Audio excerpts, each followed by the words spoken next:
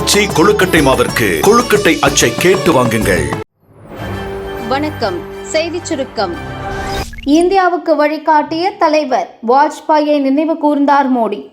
மறைந்த முன்னாள் பிரதமர் வாஜ்பாய் நினைவு தினத்தை முன்னிட்டு அவர் ஆற்றிய சேவைகளை பிரதமர் மோடி நினைவு கூர்ந்தார். வாஜ்பாயின் நினைவு நாளில் நாட்டு மக்கள் அனைவரின் சார்பாகவும் அவருக்கு எனது மரியாதைக்குரிய அஞ்சலியை செலுத்துகிறேன். நாட்டின் ஒட்டுமொத்த வளர்ச்சிக்கு அவரது அர்ப்பணிப்பும் சேவை மனப்பான்மையும் முக்கிய பங்கு வகிக்கிறது. தன்னிறைவு பெற்ற இந்தியாவை உருவாக்க அவரது பணி ஊக்குவிக்கிறது என பிரதமர் மோடி கூறியுள்ளார். தொடர்ந்து டெல்லியில் உள்ள வாஜ்பாய் நினைவு இடத்தில் ஜனாதிபதி திரௌபதி முர்மு, பிரதமர் மோடி, மத்திய அமைச்சர்கள் கிரண் ரிஜிஜு, கஜேந்திர சிங் ஷெகாவத் மற்றும் டெல்லி முதல்வர் ரேகா குப்தா ஆகியோர் மலர் தூவி மரியாதை செலுத்தினர். அதிகாலை இறங்கிய அமலாக்கத்துறை அமைச்சர் பெரியசாமி வீட்டில் பரபரப்பு.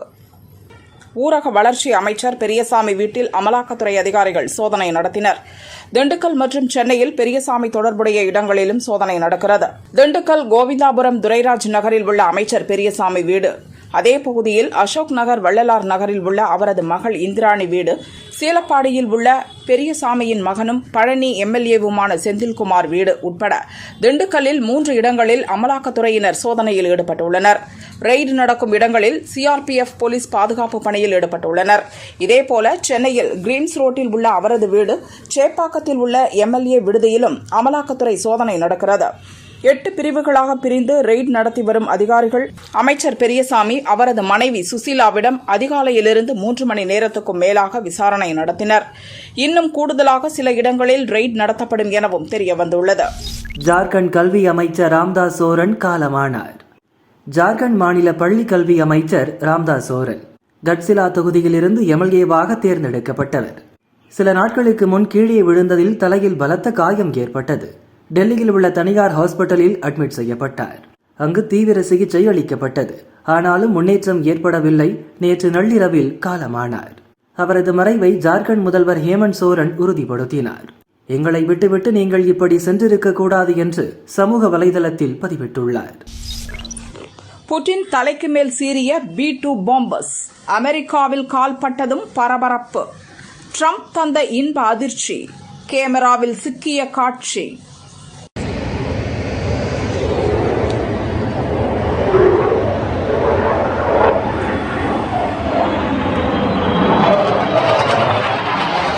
உக்ரைன் மேல் ரஷ்யா போர் தொடுத்த பிறகு அமெரிக்கா ரஷ்யா இடையேயான உறவு கடுமையாக பாதித்தது. உக்ரைனுக்கு ஆதரவாக அமெரிக்கா தீவிரமாக செயல்பட்டது. பைடன் அதிபராக இருக்கும் வரை உக்ரைனுக்கு முழு ஆதரவு தெரிவித்தார். பொருளாதார தடைகள் விதித்து ரஷ்யாவை பந்தாடினார். 2வது முறை ட்ரம்ப் அதிபரானதும் காட்சிகள் மாறின. போர் நிறுத்தம் கொண்டுவர அடிக்கடி புடினிடம் போனில் பேசினார்.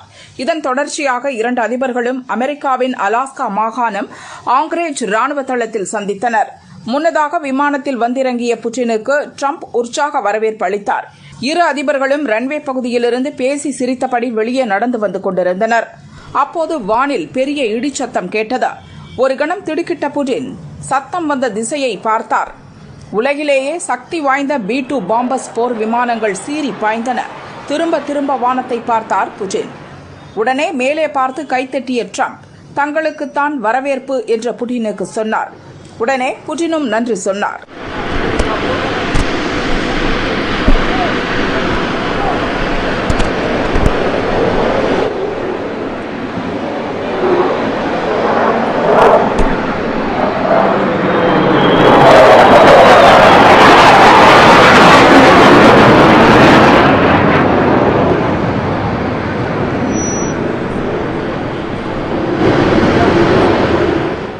உலகிலேயே சக்தி வாய்ந்த போர் விமானங்கள் என்றால் அது B-2 பாம்பர்ஸ் தான்.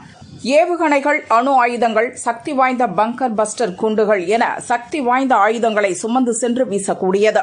எரிபொருள் நிரப்பாமல் தொடர்ந்து 11,112 கிலோமீட்டர் தூரம் வரை பறந்து சென்று தாக்கும் சக்தி கொண்டது. ஒரே நேரத்தில் 18,144 கிலோ வெடிப்பொருட்களை சுமந்து சென்று அட்டாக் செய்யும். எதிரி நாட்டின் ரேடாரில் இருந்து எளிதில் தப்பித்துவிடும். உலகின் எந்த மூலைக்கும் சென்று தாக்கும் வல்லமை B-2 பாம்பர் போர் விமானத்துக்கு உண்டு. இஸ்ரேல் ஈரான் போரின் போது இந்த போர் விமானங்களை அமெரிக்கா பயன்படுத்தியது பெரும் பரபரப்பை ஏற்படுத்தியிருந்தது. உலகிலேயே சக்தி வாய்ந்த GBU-57A என்ற பங்கர் பஸ்டர் குண்டுகளை சுமந்து சென்று ஈரான் மேல் போட்டது. ஈரானின் ஃபோர்டோ அணுக்கூடம் தரைக்கு அடியில் பாதாளத்தில் அமைக்கப்பட்டிருந்தது. இதை இஸ்ரேலால் தகர்க்க முடியவில்லை. இஸ்ரேலுக்கு உதவியாக நேரடி போரில் குதித்த அமெரிக்கா B-2 பாம்பர்ஸ் மூலம் சக்தி வாய்ந்த 6 பங்கர் பஸ்டர் குண்டுகளை ஃபோர்டோ அணுக்கூடம் வீசி பந்தாடியது. இந்த அட்டாக் B-2 பாம்பர்ஸ் பவர் பங்கர் பஸ்டர் குண்டின் சக்தி உலக அளவில் பரபரப்பாக பேசப்பட்டது. இப்படி ஒரு சூழலில் தான் ரஷ்ய அதிபர் புட்டினை வரவேற்கவும் தங்கள் வலிமையை காட்டவும் B-2 பாம்பர்ஸ் போர் விமானங்களை அமெரிக்கா பறக்கவிட்டது என்று நிபுணர்கள் கூறினர்.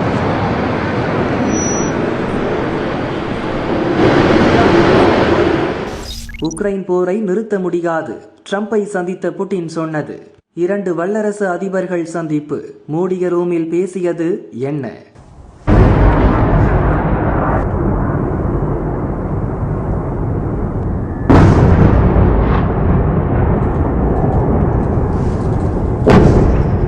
ரஷ்யா உக்ரைன் இடையே தீவிர போர் நடக்கிறது. இருதரப்பிலும் வீரர்கள், மக்கள் என பல ஆயிரம் பேர் கொல்லப்பட்டுள்ளனர். 3 ஆண்டுகளை தாண்டியும் போர் முடிவுக்கு வரவில்லை. நான் அதிபராக இருந்திருந்தால் இந்த போர் மூண்டிருக்காது.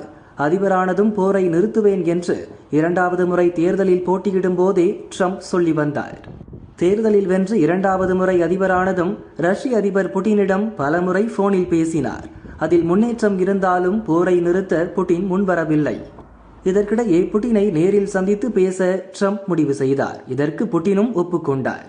உலகமே எதிர்பார்த்த இந்த சந்திப்பு அமெரிக்காவின் அலாஸ்கா மாகாணத்தில் உள்ள ஆங்கரேஜ் ராணுவ தளத்தில் நடந்தது. விமானத்தில் வந்திறங்கிய புட்டினை மகிழ்ச்சி பொங்க ட்ரம்ப் வரவேற்றார். புட்டினும் புன்னகையுடன் கைகுலுக்கி ட்ரம்பை நலம் விசாரித்தார். சிவப்பு கம்பள வரவேற்பு முடிந்ததும் ராணுவ தளத்தில் மூடிய அறைக்குள் ட்ரம்ப் புட்டின் பேச்சுவார்த்தை நடத்தினர். கிட்டத்தட்ட 3 மணி நேரம் பேசினர். ரஷ்யா மற்றும் அமெரிக்க உயர்மட்ட குழுவினரும் உடனிருந்தனர். பல விஷயங்களை இருதரப்பினரும் அலசி ஆராய்ந்தனர். போரை நிறுத்த வேண்டும் என்றால் என்னவெல்லாம் செய்ய வேண்டும் என்ற தங்களது கோரிக்கையை புட்டின் பட்டியலிட்டார். 3 மணி நேர பேச்சுவார்த்தையில் போர் நிறுத்தத்துக்கான எந்த டீலும் வரவில்லை. இருப்பினும் பேச்சுவார்த்தையில் நல்ல முன்னேற்றம் இருந்ததாக இரு அதிபர்களும் கூறினர். பேச்சுவார்த்தை அறையிலிருந்து வெளியே வந்த ட்ரம்ப், புட்டின் கூட்டாக செய்தியாளர்களை சந்தித்து பேச்சுவார்த்தை குறித்து விளக்கினர். அப்போது ட்ரம்ப் கூறியதாவது: பேச்சுவார்த்தையில் நல்ல முன்னேற்றம் இருந்தது. பல விஷயங்களை இரு தரப்பினரும் ஒப்புக்கொண்டோம். ஆனால் 2 பெரிய விஷயங்களில் ஒரு முடிவு வரவில்லை. இருப்பினும் நல்லதொரு முன்னேற்றம் ஏற்பட்டுள்ளது. இன்னும் செய்ய வேண்டியது கொஞ்சம்தான். அதில் ஒன்று மிக முக்கியமானது. அதில் தீர்வு காண்பதற்கான வாய்ப்பு மிக அதிகம். இப்போது அது பற்றி பேசவில்லை. அதில் ஒரு முடிவு வரும் வரை ஒப்பந்தம் ஏற்படாது என்று ட்ரம்ப் கூறினார். செய்தியாளர்களை சந்தித்த ரஷ்ய அதிபர் புட்டின், நானும் ட்ரம்பும் ஒரு புரிந்துணர்வை அடைந்துவிட்டோம். எனவே ஐரோப்பிய நாடுகள் தேவையில்லாமல் புதிய பிரச்சனைகளை தூண்ட வேண்டாம் என்றார். உக்ரைன் போர் உண்மையிலேயே துயரமான நிகழ்வுதான். ட்ரம்ப் அதிபராக இருந்திருந்தால் நிச்சயம் இந்த போர் மூண்டிருக்காது. இப்போது நடந்த சந்திப்பு போரை முடிவுக்கு கொண்டு வருவதற்கான துவக்க புள்ளி. இருப்பினும் போருக்கான முதன்மை காரணங்கள் தீர்க்கப்பட வேண்டும். அதுதான் ரஷ்யாவின் பிரதான கோரிக்கை என்று புட்டின் சொன்னார். இதன் தொடர்ச்சியாக 2வது கட்ட பேச்சுவார்த்தை உடனடியாக நடக்கும் என்று ட்ரம்ப் கூறினார். இன்னும் பேச வேண்டியது இருக்கிறது. சந்திப்புக்கு முன் இருந்ததை விட மிக சிறப்பான முன்னேற்றத்தை எட்டியிருக்கிறோம். புட்டினுடன் என்ன பேசினேன் என்பது பற்றி உடனடியாக நேட்டோவிடம் பேசுவேன். உக்ரைன் அதிபர் ஜெலன்ஸ்கிக்கும் நடந்ததை விவரிப்பேன். புட்டினுடன் அடுத்த சந்திப்பு விரைவில் நடத்த வேண்டும் என்று நினைக்கிறேன். அதன் பிறகு புட்டினையும் ஜெலன்ஸ்கியையும் சந்திக்க வைக்க வேண்டும். வாய்ப்பிருந்தால் நானும் அதில் பங்கேற்பேன் என்று ட்ரம்ப் சொன்னார். அடுத்த சந்திப்பை ரஷ்யாவில் நடத்த வேண்டும். ட்ரம்ப் ரஷ்யாவுக்கு வர வேண்டும் என்று புட்டின் அழைப்பு விடுத்தார். அந்த சந்திப்பு எப்போது, எங்கே நடக்கும் என்பது பற்றி அமெரிக்கா, ரஷ்யா விரைவில் முடிவு செய்ய இருக்கின்றன. இதற்கிடையே ரஷ்யாவை உக்ரைன் அதிபர் கடுமையாக சாடினார். ரஷ்யாவுக்கு இன்னும் போரை நிறுத்தும் எண்ணம் இல்லை. பேச்சுவார்த்தையின் போது கூட உக்ரைனை தாக்கிக் கொண்டுதான் இருந்தார்கள் என்றார். அதே நேரம் போரை நிறுத்த ட்ரம்ப் மற்றும் அமெரிக்கா எடுத்து வரும் முயற்சிக்கு நன்றி தெரிவிப்பதாக ஜெலன்ஸ்கி கூறினார். போரை நிறுத்த புட்டின் விரும்பவில்லை, ரஷ்யாவை விமர்சித்த உக்ரைன் அதிபர். அமெரிக்காவின் அலாஸ்கா மாகாணத்தில் அதிபர் ட்ரம்ப், ரஷ்ய அதிபர் புட்டின் சந்திப்பு நடந்தது. உக்ரைன் போர் நிறுத்தம் தொடர்பாக இரு தலைவர்களும் பேசினர். 3 மணி நேர பேச்சுவார்த்தை முடிவில் போர் நிறுத்தம் பற்றி எந்த அறிவிப்பும் வரவில்லை. அதே நேரம் இந்த பேச்சுவார்த்தை ஆக்கப்பூர்வமாக இருந்ததாகவும் இந்த சந்திப்பை போர் நிறுத்தத்துக்கான துவக்க புள்ளி என்றும் ட்ரம்ப், புட்டின் கூறினர். இந்த சந்திப்பு தொடர்பாக புட்டினை விமர்சித்து உக்ரைன் அதிபர் ஜெலன்ஸ்கி வீடியோ வெளியிட்டார். அதில் அவர் கூறியதாவது: போரை முடிவுக்கு கொண்டு வரும் நோக்கம் ரஷ்யாவுக்கு இல்லை, அதற்கான எந்த அறிகுறியும் தென்படவில்லை. பேச்சுவார்த்தை நாளில் கூட உக்ரைன் மக்களை ரஷ்யா கொலை செய்கிறது. சமீபத்தில் அமெரிக்கா மற்றும் ஐரோப்பியர்களுடன் உண்மையிலேயே என்ன செய்ய முடியும் என்பது குறித்து விவாதித்தோம். நியாயமான ஒப்பந்தத்துடன் போர் நிறுத்தம் வேண்டும். சண்டையை முடிவுக்கு கொண்டுவர உக்ரைன் தயார் நிலையில் உள்ளது. அமெரிக்காவின் உறுதியான நிலைப்பாட்டை நாங்கள் நம்புகிறோம். அடுத்து நடக்கப் போகும் பேச்சுவார்த்தைகளுக்கு உக்ரைன் தயாராகி வருகிறது. ரஷ்யா துவங்கிய போரை அவர்கள் முடிவுக்கு கொண்டு வர வேண்டும். மக்களை கொல்வதை நிறுத்த வேண்டும். போர் நிறுத்த ஒப்பந்தத்தில் உக்ரைனின் பாதுகாப்பு உத்தரவாதங்கள் தேவை. நீடித்த அமைதி தேவை. முக்கிய நோக்கங்கள் அனைவருக்கும் தெரியும். உண்மையான போர் நிறுத்தத்தை அடைய உதவும் அனைவருக்கும் நன்றி என்று ஜெலன்ஸ்கி கூறியுள்ளார். சிஎம் கூப்பிடுறாங்க போகணும். பாதியில் கிளம்பிய மேயர் பிரியா, பரிதவித்த குழந்தைகள். சென்னை மாநகராட்சி ரிப்பன் மாளிகையில் நேற்று சுதந்திர தின விழா நடந்தது. மாநகராட்சி மேயர் பிரியா தேசிய கொடியேற்றி மரியாதை செலுத்தினார்.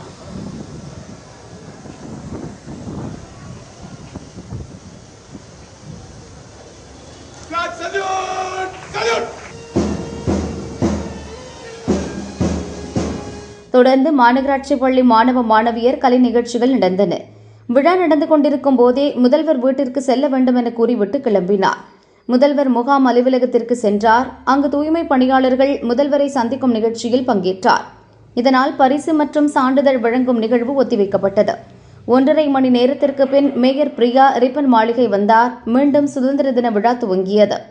அலுவலர்கள் மற்றும் பணியாளர்களுக்கு சான்றிதழ் மற்றும் பதக்கங்களை வழங்கி கௌரவித்தார். தொடர்ந்து கலை நிகழ்ச்சிகளில் பங்கேற்ற மாணவ மாணவியருக்கும் பாராட்டு சான்றிதழ் மற்றும் பரிசு வழங்கப்பட்டது. விழா பாதையில் நிறுத்தப்பட்டதால் 1.5 மணி நேரத்திற்கு மேலாக பள்ளி மாணவர்கள், அரசு அதிகாரிகள் மேயர் வருகைக்காக காத்திருந்தனர்.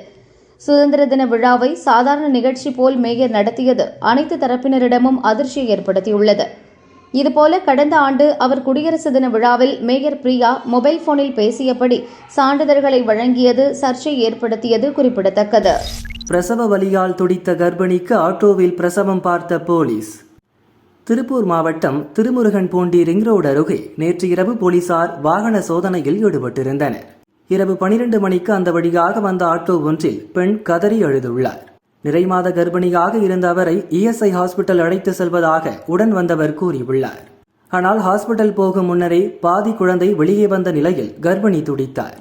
அப்போது பணியில் இருந்த போலீஸ் கோகிலா ஆட்டோவில் வைத்து வடமாநில பெண்ணுக்கு பிரசவம் பார்த்தார். அழகான பெண் குழந்தை பிறந்தது. போலீஸ் ஆவதற்கு முன்பாக கோகிலா நர்சிங் படித்தவர் என்பதால் அந்த அனுபவம் கை கொடுத்துள்ளது. இதையடுத்து வடமாநில பெண் திருப்பூர் இஎஸ்ஐ ஹாஸ்பிட்டலில் அட்மிட் செய்யப்பட்டார். தாயும் சேயும் நலமாக உள்ளனர்.